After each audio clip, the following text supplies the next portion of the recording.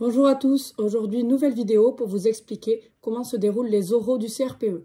Donc là nous allons nous intéresser à la première épreuve orale qui est l'épreuve de leçon, donc qui concerne les maths et le français. Donc cette épreuve est coefficient 4, c'est donc la plus importante, c'est le coefficient le plus important pour votre note finale. Elle correspond à 44% de votre note de fin d'épreuve, de votre note totale du CRPE. Donc elle est très importante, donc pour ça il faut bien la préparer.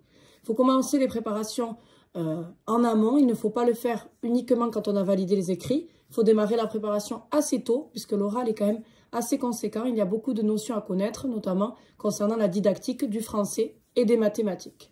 Donc cette épreuve se déroule sur un temps de 3 heures. Il y a 2 heures de préparation. Donc vous allez arriver sur le lieu de l'épreuve, vous allez donner vos papiers, fournir les documents, et ensuite vous allez dans une salle pour préparer pendant 2 heures à la fois les mathématiques et le français. Donc ça c'est important de le savoir. Et ensuite vous passerez, vous aurez 30 minutes sur le français et 30 minutes sur les mathématiques, donc au total 1 heure face au jury. Donc sur les 30 minutes du français, il y a 10 à 15 minutes qui sont allouées justement à votre exposé, à votre présentation de séance. Donc vous allez présenter votre séance, vous allez essayer d'être le plus clair possible. Et ensuite le temps restant est dédié aux questions.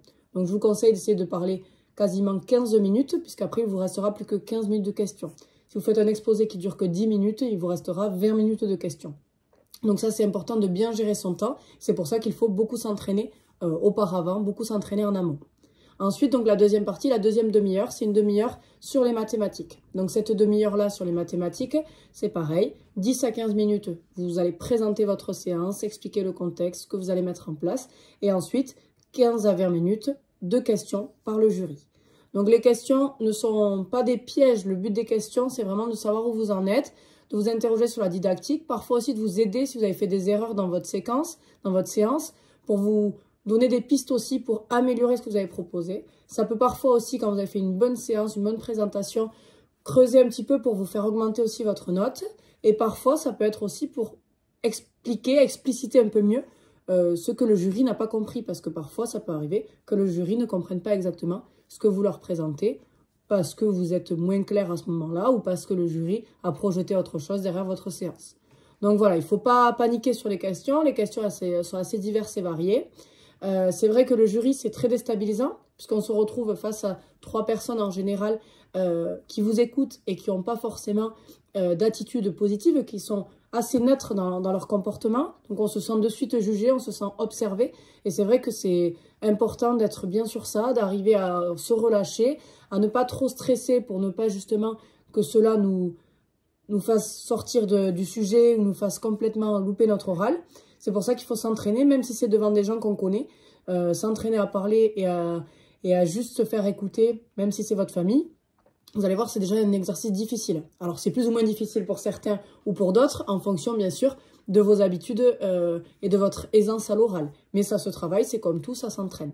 Donc, c'est très important de s'entraîner devant même des proches à vous, voilà, le plus possible, pour que cet exercice devienne facile et devienne un peu plus routinier pour vous. Voilà, donc ça, c'est très important. Par rapport donc à ces épreuves, vous aurez, lors de cette épreuve, un dossier en français et un dossier en mathématiques. Donc, vous les traitez l'un après l'autre. Généralement, on commence par le français et ensuite on fait les mathématiques. En tout cas, moi, c'était ce qui s'était passé dans mon académie de Bordeaux.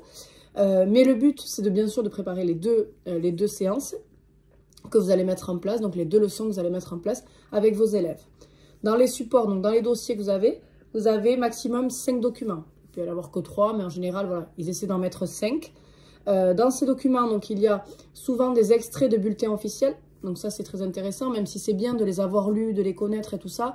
Vous avez quand même des supports qui sont en lien pour vous aider. Parce que quand vous serez enseignant, au départ, vous vous servirez beaucoup du bulletin officiel.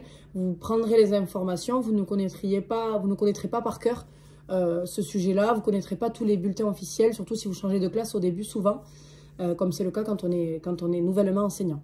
Donc voilà, donc c'est important. Donc il y a les extraits du bulletin officiel, donc il faut être capable de prendre les informations. Il y a souvent aussi les extraits des programmes, donc voilà, mais il y a aussi parfois des guides EduScol qui sont aussi fournis, des extraits, donc il faut aussi en prendre compte. Et vous avez parfois des exemples d'activités, soit d'EduScol, soit qui sont dans des manuels. Et vous avez également des productions d'élèves. Donc ça vous permet aussi de voir ce qui est attendu et vraiment de ne pas faire de hors-sujet. Il faut arriver à mettre tous ces documents en lien pour pouvoir bien répondre à la question qui est proposée, au sujet qui vous est proposé le jour de l'épreuve. Donc les sujets, le mieux c'est de s'entraîner, il y en a de tout type et vous pouvez tomber sur les 3 cycles différents. Vous pouvez avoir à la fois du cycle 1, du cycle 2 ou du cycle 3. Donc il faut être capable de maîtriser les différentes didactiques et les manières donc de mettre en place ces leçons-là en fonction du niveau des élèves. Voilà par rapport à ça. Donc c'est une épreuve assez difficile puisqu'elle demande quand même beaucoup de connaissances et elle demande aussi beaucoup d'adaptation, d'être capable de s'adapter sur le moment, de s'adapter au sujet mais aussi de s'adapter aux questions qui peuvent concerner éventuellement des difficultés d'élèves que vous serez amené à rencontrer en classe. Donc c'est important aussi de connaître pas mal de choses sur la différenciation dans les 2 matières, que ce soit en français ou en mathématiques. Voilà, ça c'est très important. Le jour de l'épreuve, quand vous allez arriver à l'oral, donc ce que je vous conseille déjà, alors si c'est un lieu dans votre département, généralement vous connaissez bien ce lieu-là, mais si vous devez aller dans un département un peu plus loin, par exemple si vous êtes dans l'académie de Bordeaux, ce sera Bordeaux, donc si vous êtes dans un autre département, forcément il faudra prévoir le transport, prévoir éventuellement le logement si vous arrivez la veille. Donc moi ce que je vous conseille, c'est bien sûr de bien se renseigner sur le lieu de l'épreuve et sur son accessibilité. Comment j'y arrive, comment je peux m'y rendre. Est-ce que c'est en bus, en métro? Est-ce que c'est par la voiture? Comment je vais me débrouiller pour arriver à l'épreuve? Toujours prévoir aussi de l'avance. Il vaut mieux arriver 1 voire 2 heures à l'avance sur le lieu de l'épreuve. Si vous passez l'après-midi, ce qui peut être intéressant, c'est de venir le midi, de manger et ensuite de se reposer un petit peu en attendant les épreuves. Ce qui est très intéressant aussi, c'est de venir accompagner. Moi, sur mes 2 oraux, j'ai été accompagnée par ma famille et par des amis. Et ça m'a permis, avant l'épreuve, de un petit peu me détendre et aussi de prendre confiance auprès d'elle, qu'elle me rassure et qu'on discute aussi d'autres sujets qui permet un petit peu de ne pas arriver complètement stressé, complètement paniqué. Vous pouvez aussi relire, si vous voulez, vos notes, mais attention à ne pas faire de psychose en se disant « je ne m'en rappelle plus ». Il ne faut pas que ça génère du stress chez vous. Si vous avez des notes qui vous paraissent importantes à relire, vous pouvez le faire. C'est peut-être plus vrai pour les mises en situation sur lesquelles on a des lois à se remémorer, des choses comme ça. Sur l'oral de leçon maths, vous avez déjà tout vu en amont. De vous relire les notes, ce sera peut-être contre-productif. Donc, essayez de rester plutôt dans le calme, dans la confiance, d'essayer de vous détendre si possible avec des amis et d'arriver comme ça au moment de l'épreuve plus disponible mentalement et donc plus disponible à réussir cette épreuve. Ça, c'est important. Ensuite, ce qui est très important, c'est d'avoir confiance en soi. Il faut vraiment croire en soi. Il ne faut pas déjà arriver perdant. Il faut arriver plutôt en ayant confiance en soi. Alors attention, la confiance en soi, il faut qu'elle soit mesurée. Il ne faut pas qu'on arrive et dire je sais tout, voilà, et qu'on réponde au jury, c'est pas le but. Le but, c'est vraiment d'arriver avec de la confiance, de respecter le jury, de l'écouter, d'écouter ses questions, de faire une bonne impression aussi. On veut vous voir dans le rôle d'enseignant. On veut voir ce que vous allez donner face à une classe, face à des élèves et face éventuellement aussi à d'autres collègues. Donc il faut que vous soyez apte, que vous soyez confiant, mais surtout que vous soyez à l'écoute aussi des remarques qu'on va vous faire. Si le jury vous fait des remarques ou des questions pour vous aider, vous aiguiller, il faut les prendre en considération. Il ne faut pas dire « Ah non, là j'ai raison, c'est vous qui avez tort ». Il ne faut pas être en conflit avec le jury. Le jury, il est là pour nous aider, pour nous apporter du soutien. Comme ensuite, quand vous serez enseignant, lors de vos visites, vous aurez aussi des conseils et il faudra les prendre en compte. Il ne faudra pas rentrer en conflit à chaque fois parce que le but, c'est de progresser et forcément, on progresse tout au long de sa carrière. Donc ça, c'est très important. Ce qui est très important aussi, c'est votre tenue. Donc, il faut avoir une tenue qui est adaptée au métier d'enseignant. Donc, bien sûr, vous n'allez pas arriver avec des jeans troués, vous n'allez pas arriver avec une mini-jupe, vous n'allez pas arriver avec de signes religieux. Attention à ça. Les signes religieux, on a le devoir de neutralité, donc vous n'arrivez pas avec un signe religieux sur vous. On essaie donc d'éviter les tenues provocantes, bien évidemment.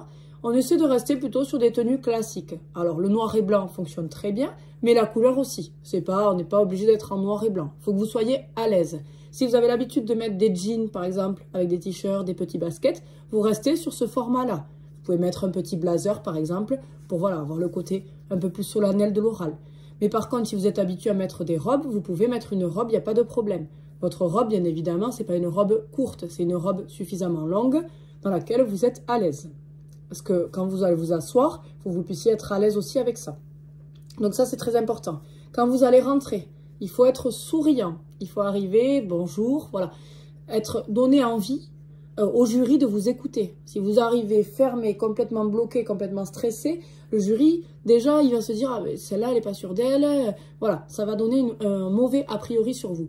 Donc, c'est très important de faire bonne impression, d'arriver, d'être souriant et surtout de dire bonjour à chaque membre du jury. Donc, je vous conseille de dire bonjour, mesdames et messieurs. C'est souvent ce qu'on préconise comme formule. Voilà. Ensuite, quand vous arrivez dans la pièce, vous ne vous asseyez pas directement.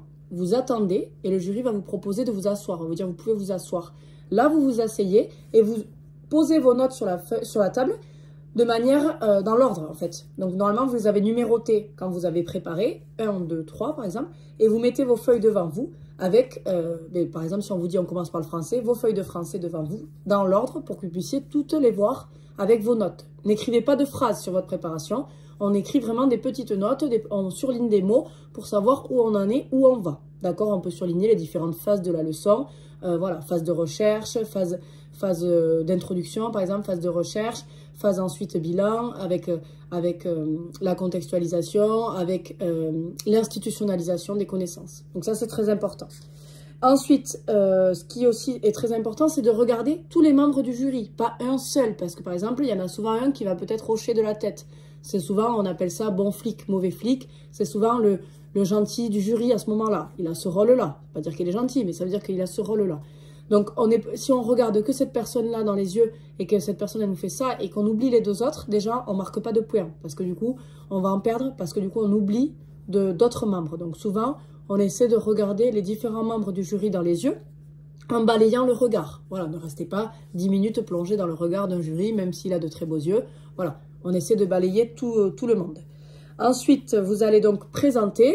Ne vous laissez pas déstabiliser. Si vous avez un moment où vous écorchez un mot, vous reprenez. Si vous avez mal dit une phrase, excusez-moi, je reformule. Voilà, n'hésitez pas. Il n'y a pas de pression, il n'y a pas de course. Ce n'est pas une course de vitesse.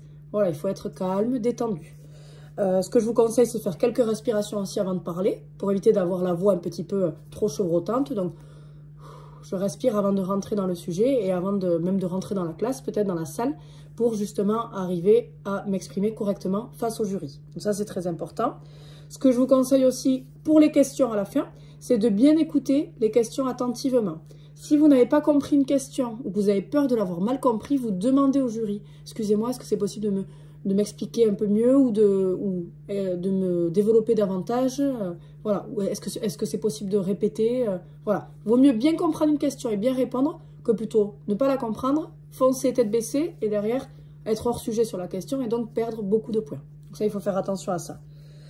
Prenez le temps de répondre. On n'est pas obligé de répondre tac-tac du tac au tac. On peut prendre un peu de temps, réfléchir, solliciter des connaissances et ensuite répondre. Alors bien sûr, il ne faut pas prendre 10 minutes pour répondre. Sur 15 minutes de questions, ça va être compliqué. Mais on peut prendre 1 minute, 30 secondes, 1 minute pour reformuler la question. Et pendant qu'on reformule, ça nous permet de créer la réponse. Par exemple, donc vous me demandez de vous expliquer pourquoi j'ai mis en place cela. Et donc j'ai souhaité mettre en place cet exercice-là par rapport au sujet, par rapport aux attendus du programme et tout ça. Donc ça, c'est très important.